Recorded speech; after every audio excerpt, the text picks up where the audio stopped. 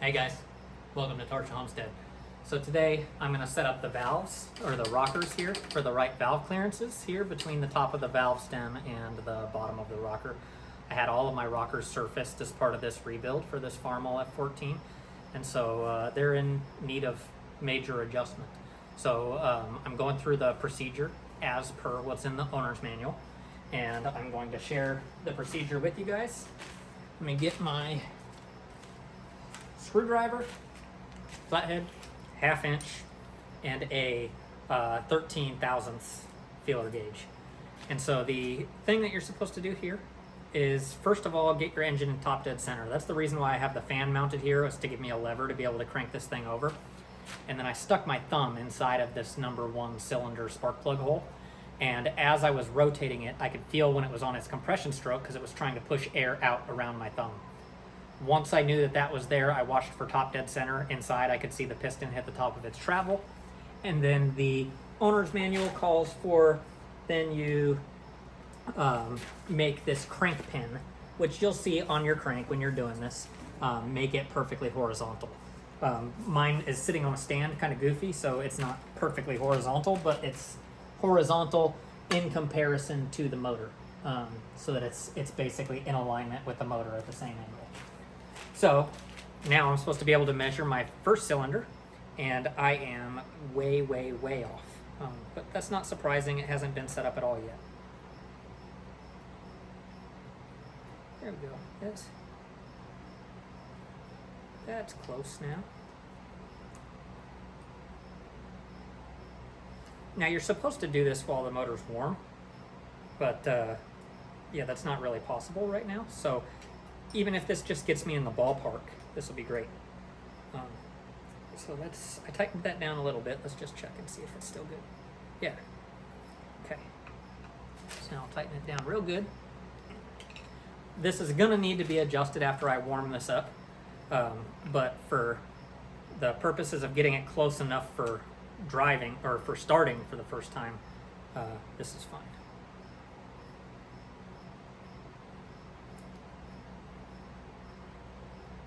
About there. I like to use the closed end of the wrench. It's less likely to round off the corners with all those 12 points touching. But as you make adjustments, it's pretty easy to accidentally bring it back out. So check along the way. There we go. All right, now my first cylinder is set up where the clearance on it is pretty well right at 13 thousandths. Give or take just a little bit, but close enough for trying to get this thing to start. Now, the instructions call for cranking this a 1/2 turn. And so we're looking at that crank pin right here, and it's horizontal, and we're going to crank it until that pin is horizontal again.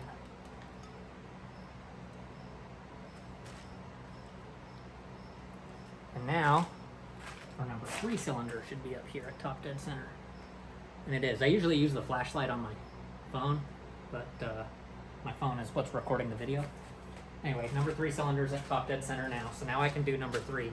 What's interesting though is that #3 and #2 should both be at top dead center at the same time, and yet it doesn't have you do #2. It has you do 1, 3, 4, and 2 in the firing order.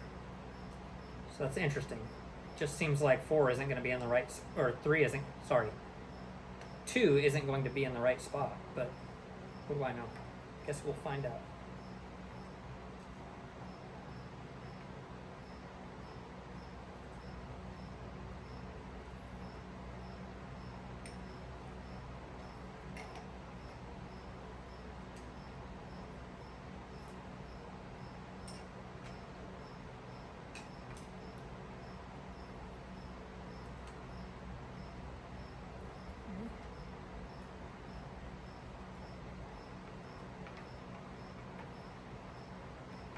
We're moving to way, way out. In fact, it's still kind of out. It makes me a little bit nervous because I'm taking out all of the adjustment.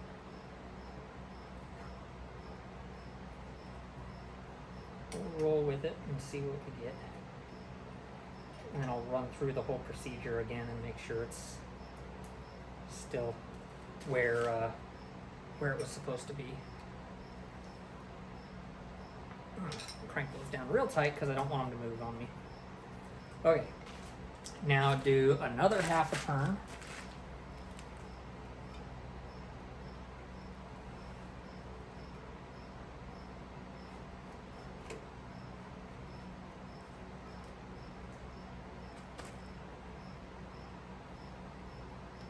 So that's horizontal. I'm just so confused because then now we're doing number 4. Well, I guess it does make sense, but I don't know why we didn't do 2 and 3 at the same time. Oh well.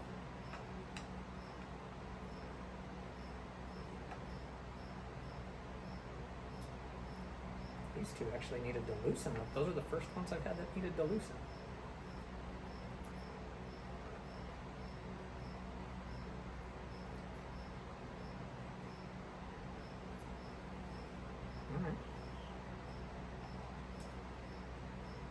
So what I'm looking for with the feeler gauge is just to make sure that it's pretty much right on.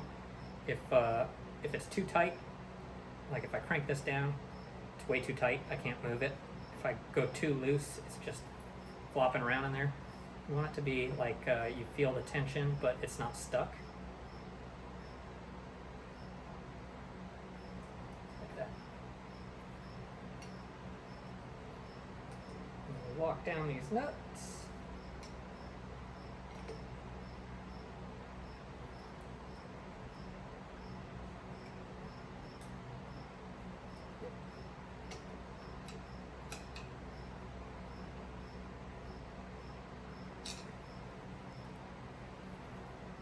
Thing here, adjust it until it is like just a little bit of drag.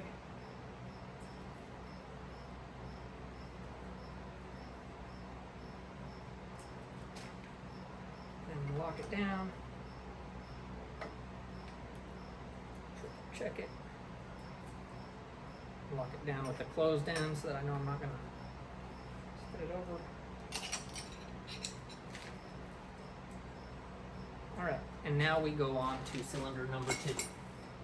Just like the other two, a half a turn until that crank pin is horizontal.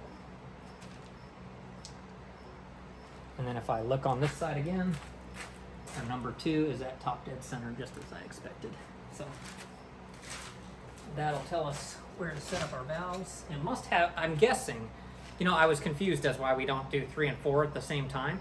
It probably has to do with the compression stroke. Number 3 was on, man, I keep misspeaking and that's gonna make this confusing. I'm really sorry. So first we did 1, and then we did 3, and then 4, and now we're going back to 2. And I was confused why we didn't do 2 and 3 at the same time while they were both top dead center. I think the answer is that this one is in compression when this one is in exhaust, and then it fires to the next one around. So I think you have to adjust the valves in compression. That would be why we didn't adjust it until very last when we've made this additional turn on the crankshaft.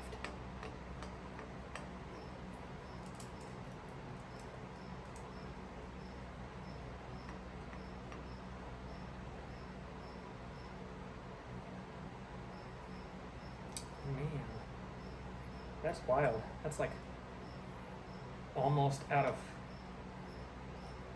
room to adjust on the nut there.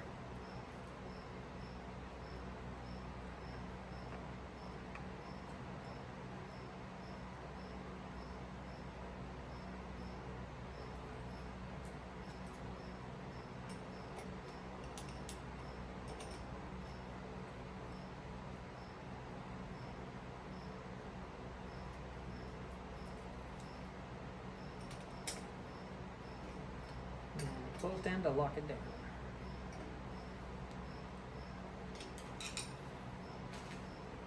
All right, so if I go one more half turn, I believe that'll put me at top dead center on number 1.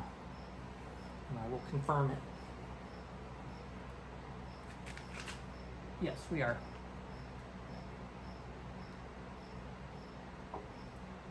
Yep. Here's my top dead center on number 1 with my pin horizontal. Yeah, that feels great. Perfect. Okay. And then you go a half turn until your pin is horizontal again. And then you do 3. Okay. Then you do a half turn until your pin is horizontal again. And you do 4. That one's a little tight, but oh well. It's going to be a first start anyway, and then it's going to warm up. So I'm finishing up my last half turn here until my pin is horizontal, and then doing number 2. That one's a little loose, I don't know that I was all the way up.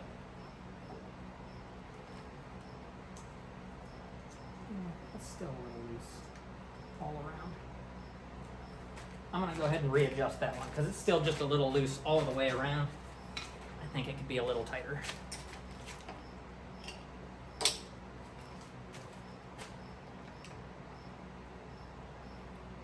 funny, just the act of me trying to loosen that nut, it got too tight.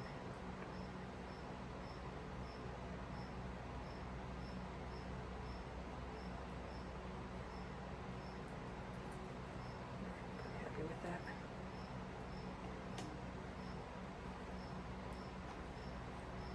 Double check it.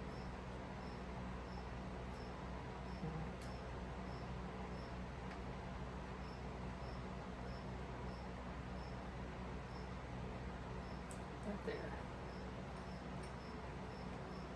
These are pretty fine adjustments. You can watch your screwdriver and see that it's barely moving to make quite a bit of difference.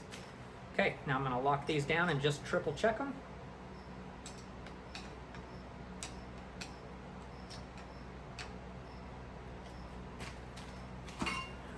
Check it one more time.